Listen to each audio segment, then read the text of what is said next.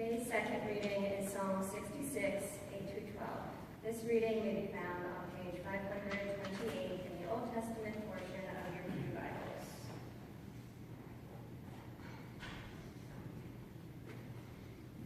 Bless our God, O peoples. Let the sound of his praise be heard, who has kept us among the living and has not let our feet slip. For you, O God, have tested us. You have tried us as silver is tried. You brought us into the net. You laid burdens on our backs. You let people ride over our heads. We went through fire and through water, yet you have brought us out to a spacious place. May the spirit of wisdom guide our understanding of this scripture. It is especially to those last words of the 12th verse that I want us to focus during my sermon. We went through fire, we went through water, and yet you have brought us out to a safe, spacious place. Shortly, I'm going to take a look back at the fast fleeting years of my ministry, which I want to do so that you can see how the two sides of that issue of free speech and safe place have worked out in my life, what I've attempted to do, how I've experienced it, tried to give it to others. But first I want to share 6 lines of a poem from the epic work, The Lord of the Rings, by Tolkien, that these words are where the idea for this sermon came from. It's from a poem called The Road Goes On, and it's Sam the gardener speaking these words to Frodo as they are breaking up the fellowship and going their separate ways. The road goes ever on and on down to the door where it began. Now, far ahead, the road has run, and I must follow if I can until it joins some larger way where many paths and errands meet. Dwight Eisenhower was President of the United States when I was in high school. He seemed to be old to me, and I was young, so I didn't take him very seriously. My dad, however, who was a Democrat, took Dwight Eisenhower very seriously and respected him a great deal. And so nightly, sometimes it seemed every night, Dad was trying to get me to understand I needed to respect the opinions of my Republican friends at church, at school, and in the Scouts, if I wanted to have any hope of them respecting the opinions of a young progressive Democrat. Well, of course, I thought secretly that the ideas of my family, our religion, our politics had to be superior to that of everybody else. So I was very quick to speak, and if I insulted some people along the way, well, what did that matter? However, my folks knew better, and they kept at it until, by the grace of God and their example, I finally got the point. Dad was an employer, and he was deeply involved in the civil rights issues of the day. He hired and promoted Negroes, including women, to management positions. And finally, like him, I wanted to support the equality of minorities and came to understand that it was only when the rights of all were protected that the rights of any are secured. And that means all persons, all races, cultures, and religions, and oh yes, politics as well. Thanks, Dad. Thanks, Mom, for staying with it until I finally got the point. Today, hopefully it's only in the privacy of my own home with my wife and my sons that I enjoy the conceit and the willful pride to still think that I know best. Sorry, God. These past 50 years, I've sought to follow in my parents' footsteps, trying to be the man, the Christian, and the American that they raised me to be. So here is a laundry list of my efforts. In high school, I easily made friends of other races and other religions and seemed to be drawn to them like a magnet. In college, I was very proud to have often walked in protest at the county courthouse in the middle of the town square just like any town square you can picture in New England. We protested its whites-only water fountains and the segregated bathrooms.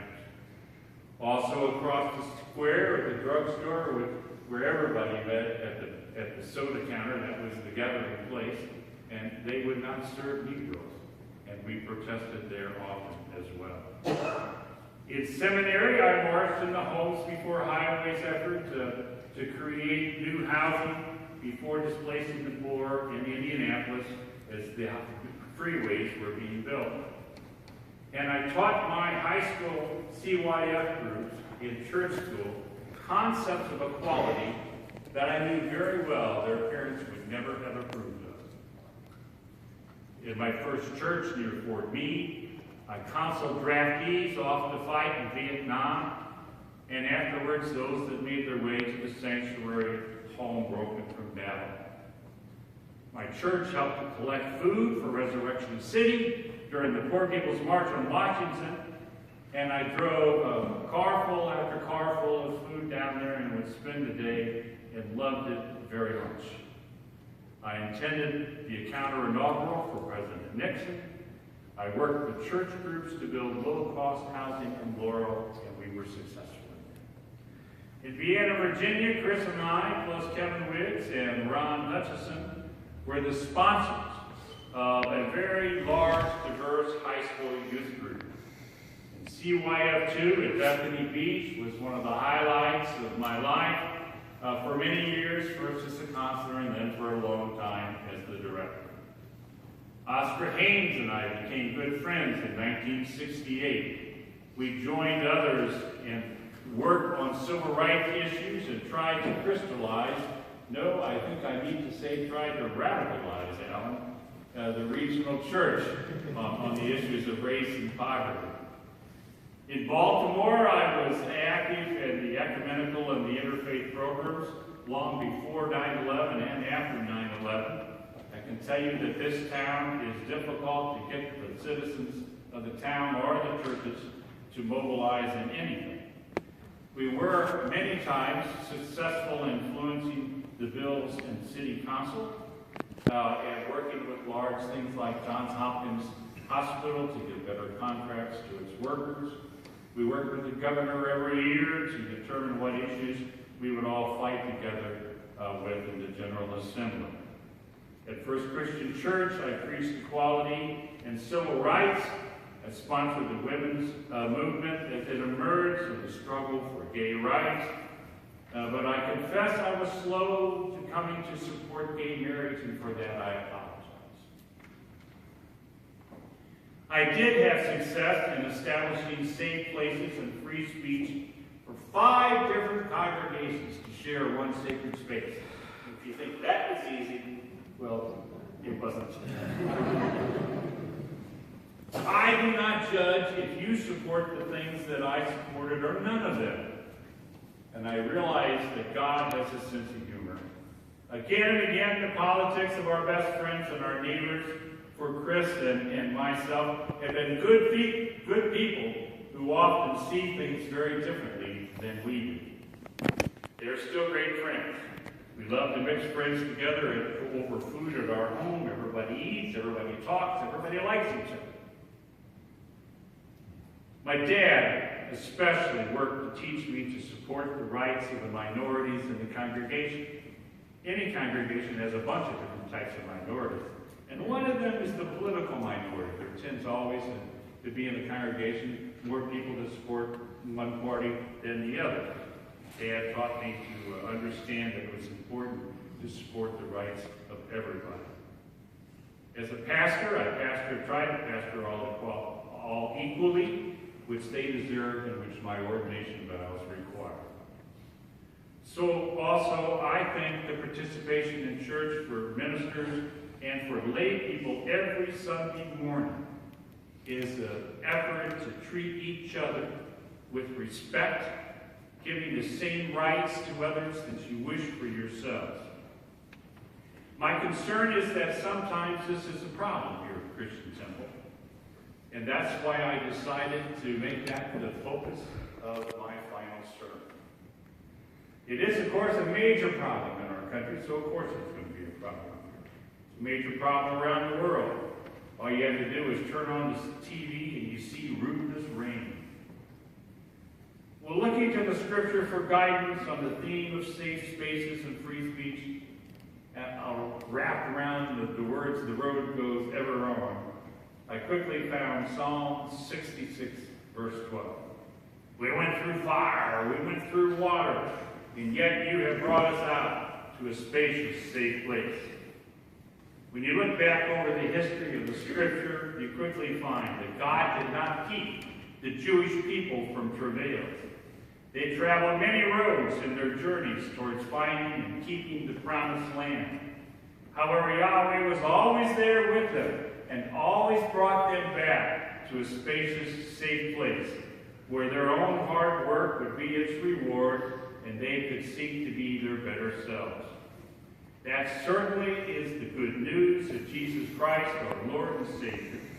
Here in his house we are taught that in his keeping we will come through safely on earth and into eternity.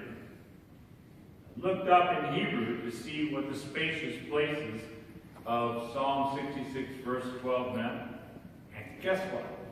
The word meant freedom. And that's why I know that the other side of my own health issues, hurts, fears, awaits a spacious, safe place that is abundant in every way that matters. Inside this sanctuary awaits both safety and many kinds of freedom, God's gifts for all. Well, it's time to move towards closing thoughts here. I want to tell you that I love editorials. My family knows that. I read them every day. And I've loved them all my life. I loved them since my mom and dad used editorials as a way to teach me to read when I was a kid. And one of my favorite memories is being on my dad's lap and reading him editorials as I tried to learn to read. Well, one of the editorialists that I follow faithfully is George Will. Now, George Will is just a tad conservative for me, but I read his editorials faithfully anyway. Once in a while, he writes a treasure, as he did in the Washington Post on April the 6th. He called it, "To Each His Own Facts." And I want to lift out just 3 points from his outstanding editorial. The first point is, George Will said, impulse control is unfashionable. Now, if you agree with George Will, raise your hand. Impulse control is unfashionable. Only a few. Everybody else thinks that control is very much in style. Sorry we're so wrong about that. I think there's some problems with impulse control. Very good. The second point that I want to lift up from his sermon is that everyone with a smartphone has in his or her own pocket more information than ever existed in the library in Alexandria, the oldest library in the world. And he asked us then, how can it be that we insist in our time, thinking of the facts that we accept as real facts and the facts that other people accept that we don't agree with as false facts? And he pondered how can we be forever confusing personal beliefs with facts? And lastly, he recounted the old story about a British foreign officer official who retired after 40 years.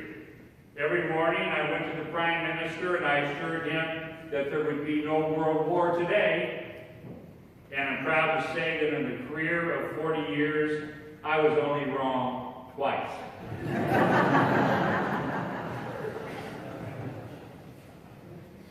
I'm immensely proud and honored to be a part of the Christian Church Disciples of Christ, of the Christian Church Capillary, and certainly a Christian Temple.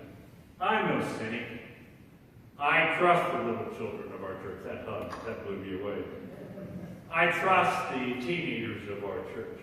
I trust the young adults of our church. I trust the middle-aged people of our church. I trust the old folks of our church. I trust the average citizens of America, whatever an average citizen of America is. I trust all of them to get it right I trust them to continue to live out the never-ending struggle for freedom, for a fair chance at abundance, and for acceptance. The road goes ever on, and so it's safe for folks like me to retire and leave it to be good folks. As for the future, I see my role as a non-preaching retired clergyman. I see myself as a would-be novelist. My goal is to write a factual, actual, historical fiction trilogy. Each will be longer and more complicated than its predecessor. To cover 7+ decades of the 18th century. And that is a lot of history. My theme avows the equality of all persons, and it deals with the questions of slavery, of human rights versus economic rights, plus stories of real people and places. And I connect all of that with the Hornblower family and 3 generations of that family I've made up. And I just hope that they're interesting enough that you'll want to go back and read each new story about the Hornblowers.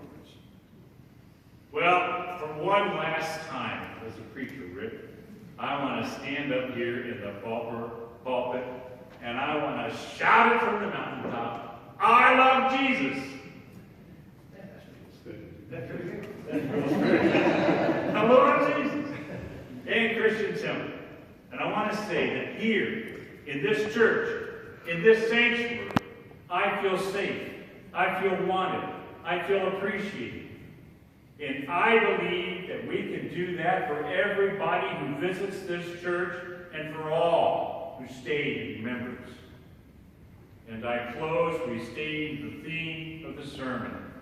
The road goes ever on in the task of keeping each house of God a safe place for you by keeping each house of God a safe place for everyone who enters therein. Lord, keep me from ever calling someone stupid for their thinking, for their politics, for the honorable exercise of their franchise to vote. Remind me that you want me to treat others as I wish to be treated. Convict me to the faith in Jesus as Lord and Savior that triumphs over all, even sin and death.